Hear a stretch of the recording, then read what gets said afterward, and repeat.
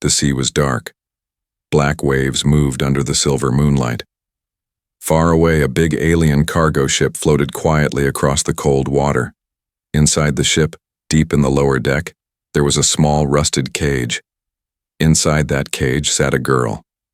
She looked young, maybe 16 in human years.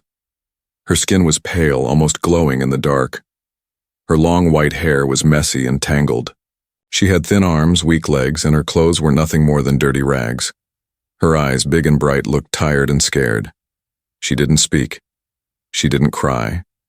She just sat, holding her knees, waiting for something.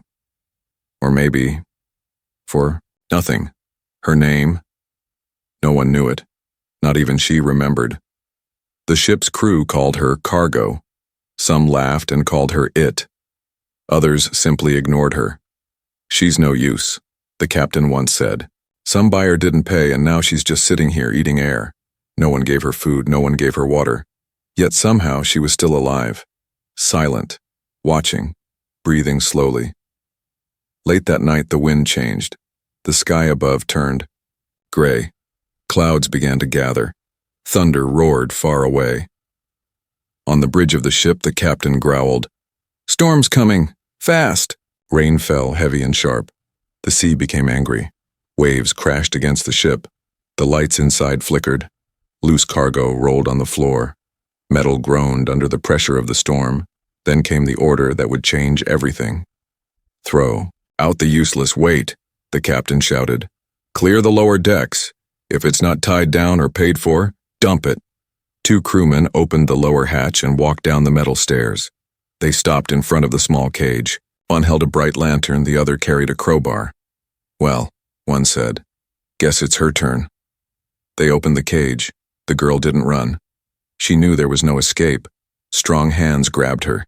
She kicked once, then stopped. She had no strength left. They dragged her up the stairs like trash. Her feet hit every step.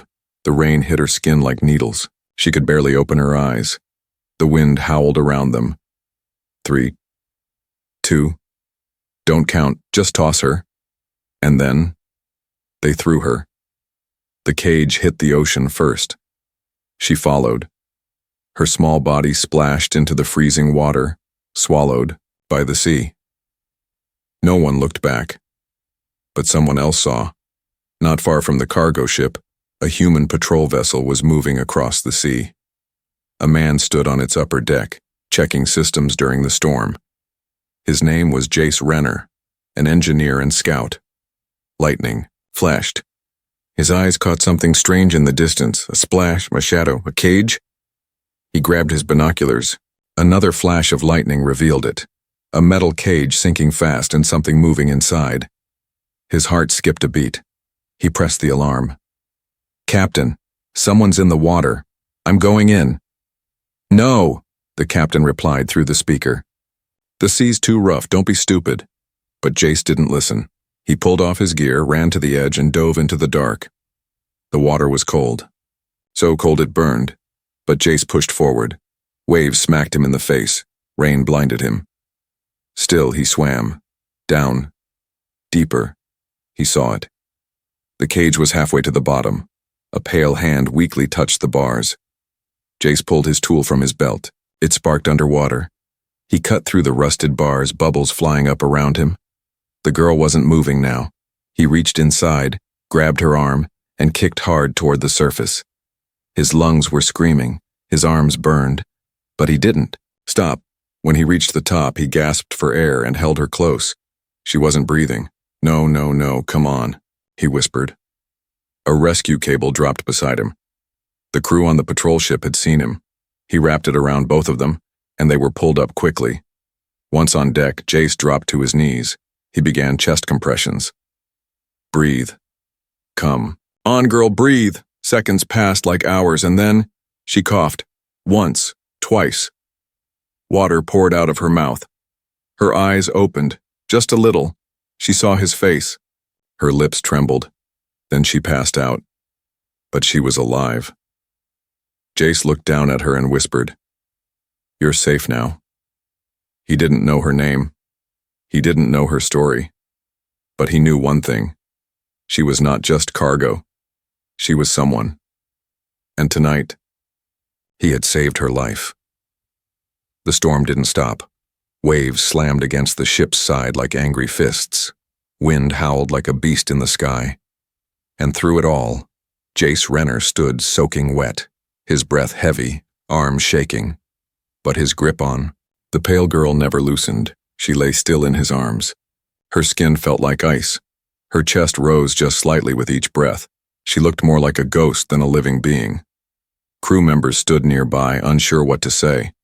One man muttered, "You jumped into death's mouth for that thing?" Jace didn't answer. He just lifted her gently and walked past them. Inside the medbay, warm lights hummed. Machines beeped softly. Jace placed her on the heated table. A medic rushed over but paused. "She's alien." Jace didn't flinch.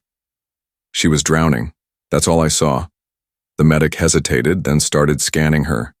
Her vitals were weak. She had old bruises, wrists, back, neck. Malnourished, exhausted, but alive. "She's lucky," the medic said. "One more minute underwater, and she wouldn't have made it." Jace sat beside her bed, watching her chest rise and fall. Her silver hair was wet and stuck to her cheeks. Her lips moved, whispering something too soft to hear. She didn't open her eyes, but her hand reached out and gripped his sleeve. Hours passed.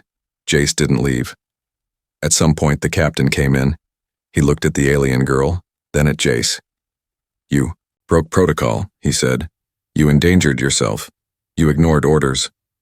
"I did what was right," Jace replied. "She's not even human." Jace stood up. "She's someone, and she was thrown into the sea like garbage." The captain sighed and rubbed his face. "Fine, she's your problem now. But if anything happens, I'll take full responsibility."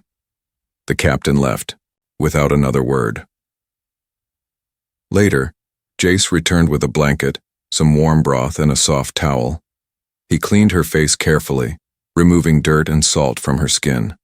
Her fingers twitched as he worked. He whispered, "You're safe now. I promise." For the first time, her eyes opened halfway. They were light blue, glowing faintly under the medbay lights. She stared at him, blinking slowly. Then her lips moved. "Why? Save me."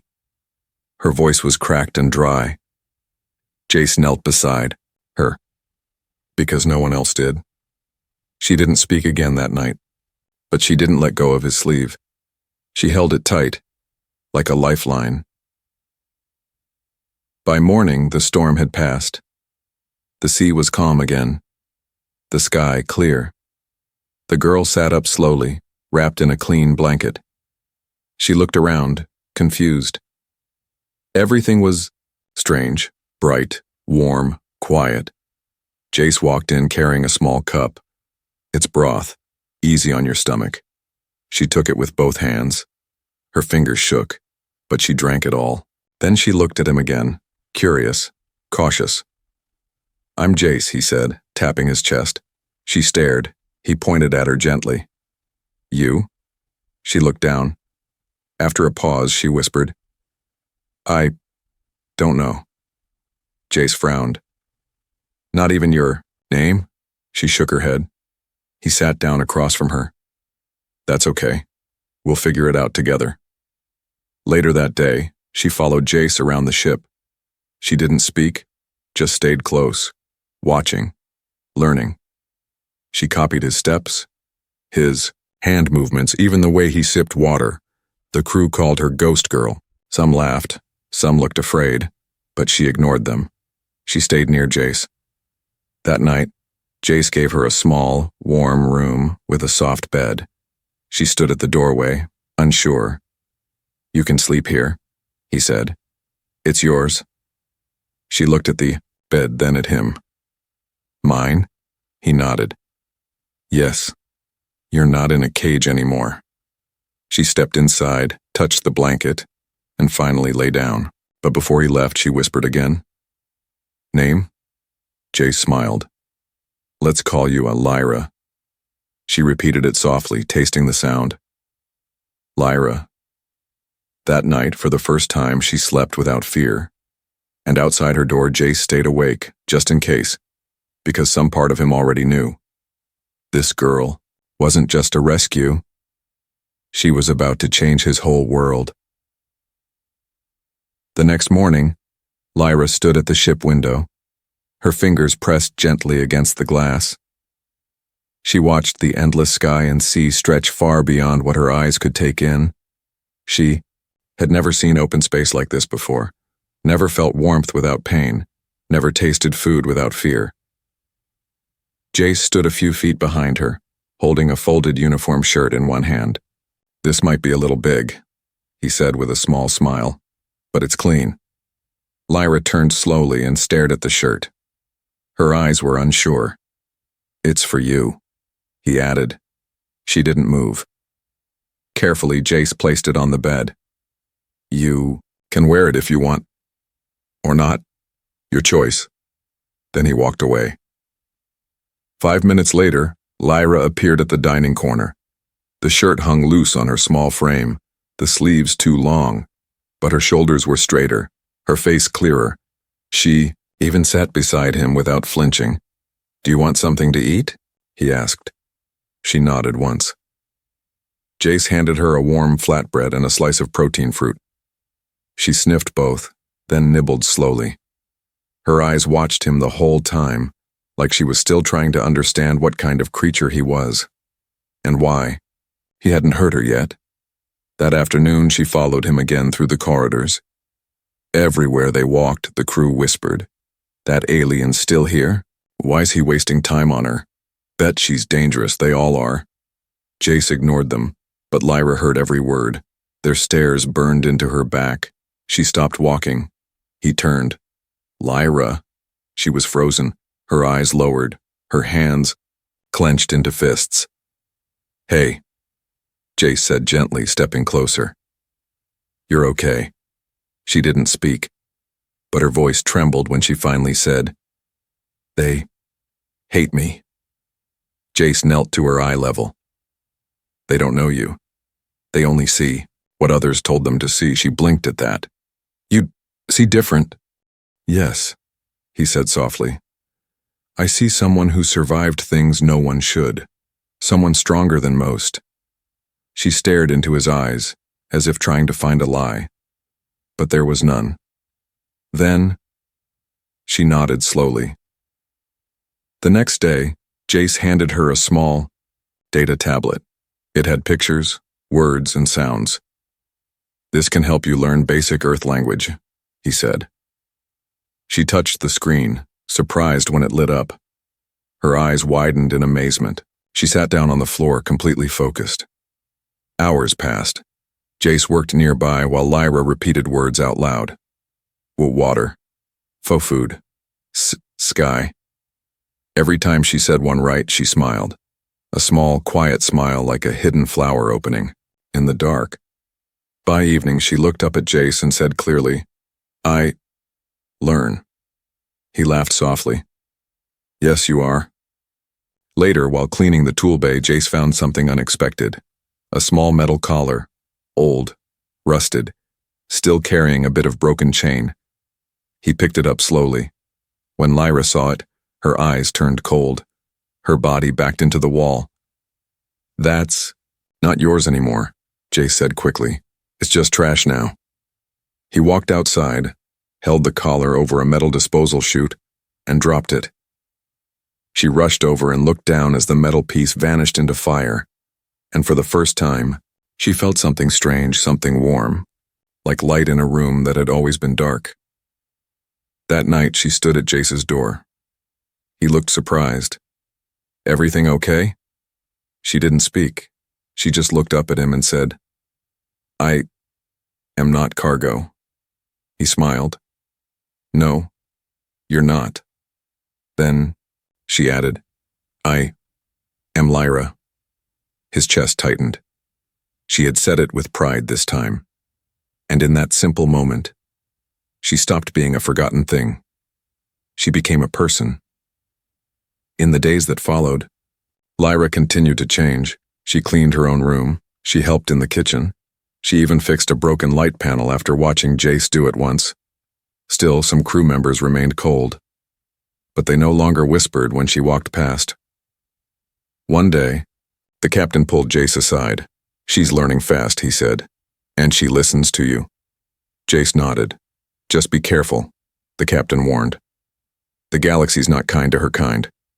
Jace's jaw clenched. "Then we'll teach the galaxy how to be better." That night, while watching stars together through the glass window, Lyra leaned her head gently against Jace's arm and said, "You gave me name, place, warm." He smiled. "You gave yourself all that, Lyra. I just helped a little." She looked up, her silver hair glowing under the light. "Thank you, human." And for the first time, Jace felt something deeper than duty. Something like family, something like hope. The stars outside sparkled like diamonds in a black ocean, but Lyra's dreams were filled with chains. She woke up in the middle of the night, breath shaky, sweat on her forehead. Her fingers gripped the soft blanket, her body frozen as if still inside the cage. She looked around. The room was warm, clean, safe, but the past didn't care about safety. It followed her into her dreams. She stood up quietly and walked to the hallway window. Her reflection stared back, silver hair, pale skin, and eyes that had seen too much for someone so young. Behind her, footsteps. Jace. He wasn't wearing his jacket, just a plain shirt and tired eyes. "Bad dream?" he asked gently. Lyra nodded. It was dark and cold like before. He leaned against the wall beside her. "You're not there anymore." She whispered, "Sometimes. It still feels like I am." The next day, Jace asked Lyra to help him fix a small repair bot. He gave her gloves and showed her the tools. She followed every instruction, silent but focused. At one point, she cut her finger on a sharp wire. It was just a small scratch, but she froze, staring at the blood as if it would explode. Jace quickly wrapped her finger in a cloth. "It's okay, just a scratch." But Lyra was shaking. He looked into her eyes. "Someone hurt you like this before?" She didn't answer, but her silence was loud. Jace placed his hand gently over hers. "No one's going to hurt you again, not while I'm here." For a long time, Lyra didn't move. Then, she nodded slowly. Later, Jace sat alone in the mess hall, thinking about her. He knew she was changing, healing, but he also knew scars weren't always on the skin. He opened a report on his tablet. It was an old cargo manifest from the alien ship she'd been on. He had requested it secretly. His eyes widened as he read her entry. Lot 8492, female, hybrid origin unknown. No payment, marked as unwanted cargo awaiting disposal. He clenched his fists. Unwanted disposal. That's how they saw her, but not anymore. Back in her room, Lyra sat on the bed holding the same tablet Jace had taught her to use. She had found a drawing app. Now her fingers moved slowly over the screen. She was drawing. A simple picture. Jace standing in front of her, a hand reaching down, light surrounding him. She was curled on the ground in chains, but he stood between her and the darkness. Her hands trembled. Tears rolled down her cheeks silently. But she didn't stop drawing. Later that night, Jace returned to give her a new data chip with language lessons. But when he entered, he stopped. She was sitting on the floor, holding something wrapped in a soft towel. He knelt beside her. "What's that?" She slowly opened it. It was a small metal chip, half broken, worn, and dusty. "This was from my first owner," she whispered. "He put it in my neck." Jace looked shocked. "It's out now?" She nodded. "I took it out, long ago, but I kept it, because I had nothing else." She held it tightly. "But now," she said, voice trembling, "I have something else." She turned and gently placed the chip in Jace's hand. "You can throw it away." Jace looked at her. You sure? Yes, she said firmly. It's just metal. He stood up and walked with her to the waste chute. Together they dropped it in. A soft clang. Then silence. Lyra took a deep breath. Her hands felt lighter. Before bed, Lyra sat beside Jace in the control room. She looked up at the stars and whispered, "My scars. They are still inside." Jace nodded. Some scars never leave, but they stop hurting when the right people are around. She looked at him. "You are right people." He chuckled. "That might be the best compliment I've ever gotten." She smiled, a real warm, quiet smile, and for the first time her heart didn't feel like it was bleeding. 2 weeks passed. Lyra was no longer the girl who sat in corners, afraid of every sound. Now, she helped with small repairs. She smiled at the kitchen droid. She said words like thank you, good, and safe. The crew still gave her space, but they no longer stared with cold eyes. Jace noticed the change most. She stood straighter. She slept through the night. She laughed once, and he remembered it for hours. But peace doesn't last forever. That morning, Jace was checking the navigation panel when a red alert blinked on the screen. Unidentified ship approaching, the system warned. "Locking scan on this vessel." He tapped quickly. The ship was old, alien-built, but something about the code made his blood run cold. He called the captain. The captain took one look and cursed. "That's a private bounty ship, registered under the sector Lyra came from." Jace's heart dropped. "They're looking for her. Probably got her signal when we scanned her chip for medical," the captain said. "Damn it, they'll claim she's property." "She's not property," Jace growled. "She's a person." The captain gave him a hard look. "To them, that won't matter."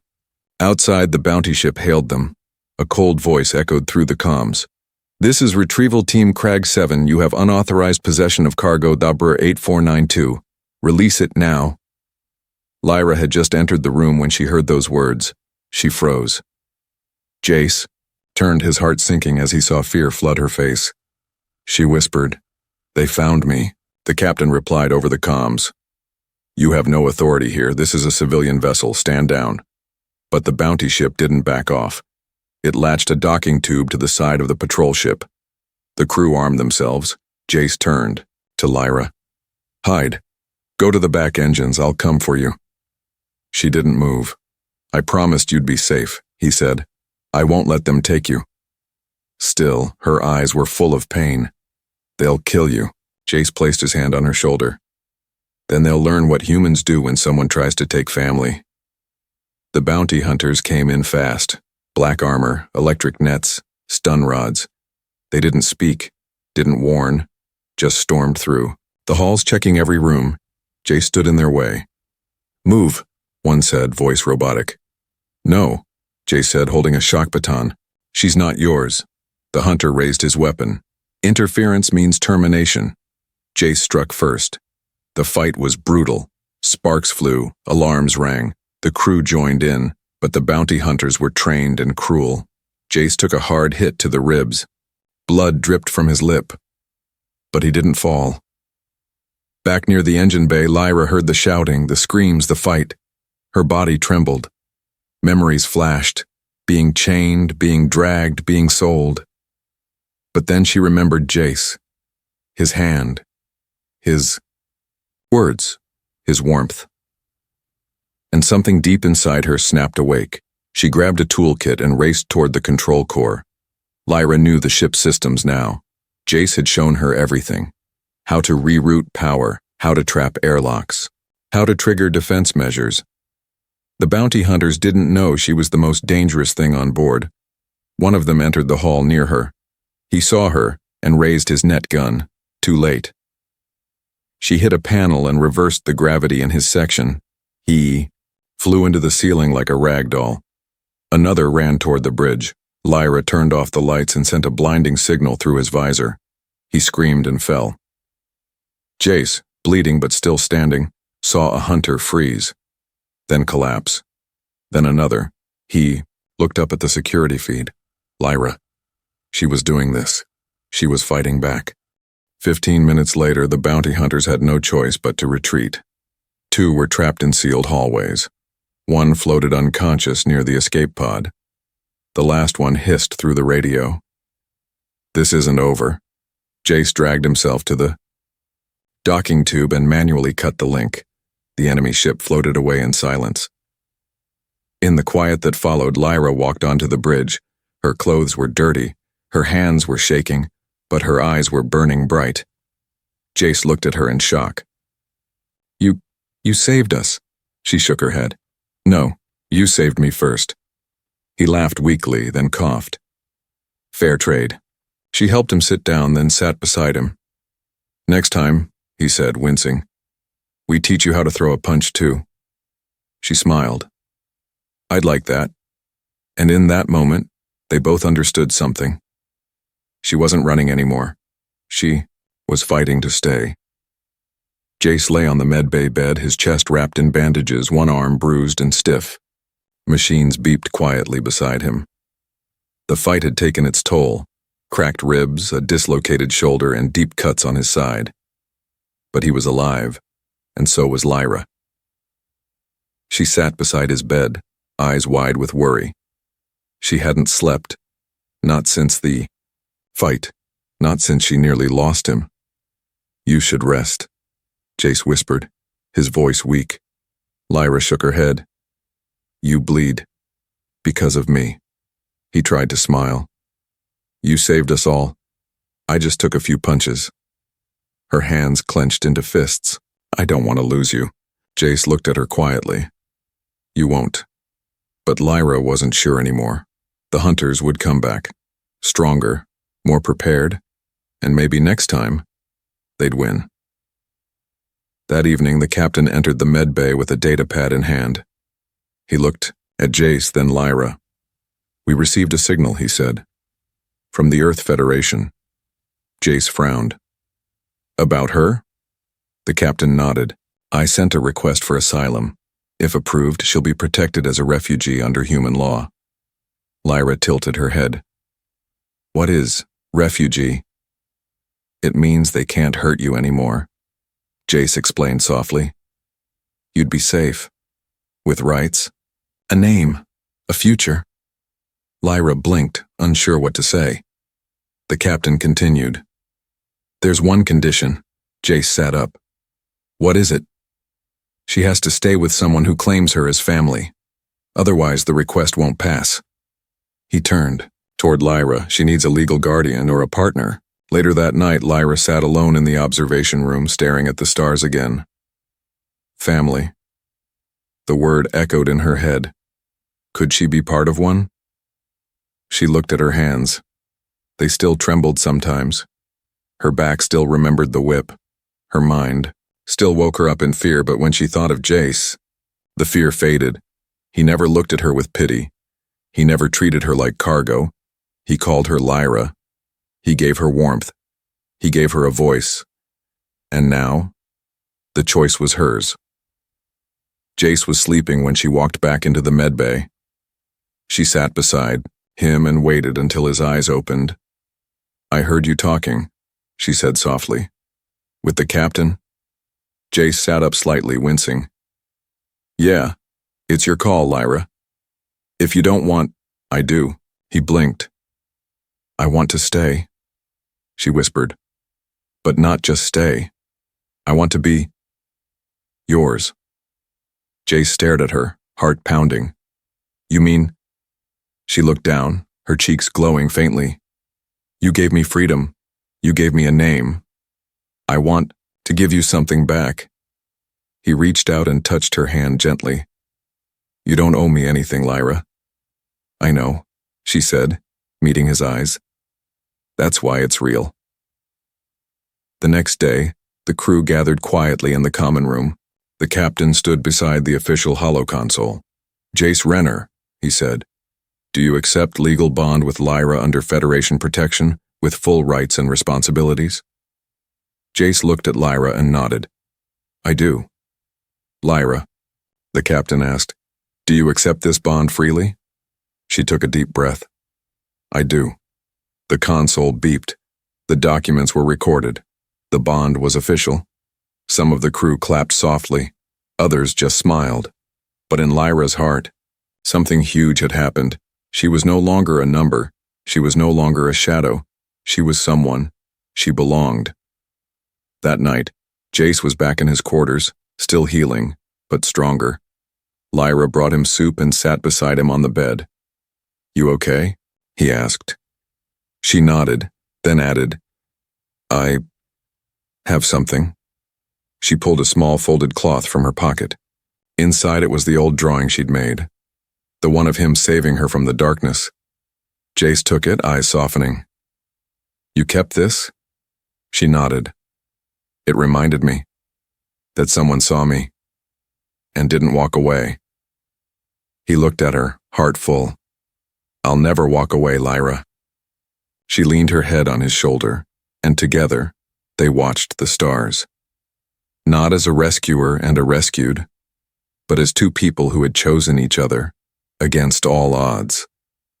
A soft morning glow filled the hallway windows as the ship glided through. Peaceful space. The storms, the fight, the fear, they were behind them now. Lyra stood in front of the mirror in her new room. She wore a simple gray jumpsuit, her silver hair neatly tied back. No chains, no collars, no dirt. She touched her own reflection with quiet wonder. I look alive, she whispered. Behind her, the door opened. Jace stood there with a light smile. His arm was still in a sling, but the bruises on his face had faded. You ready? He asked. She nodded. I think I'm someone now. He chuckled. You were always someone. It just took time for the galaxy to see it. They walked to the main deck together, side by side. Crew members nodded as they passed. Some even smiled. A few of them had started talking to Lyra, even asking for her help with repairs. She was no longer feared. She was part of the crew. The captain was waiting at the bridge holding a data pad.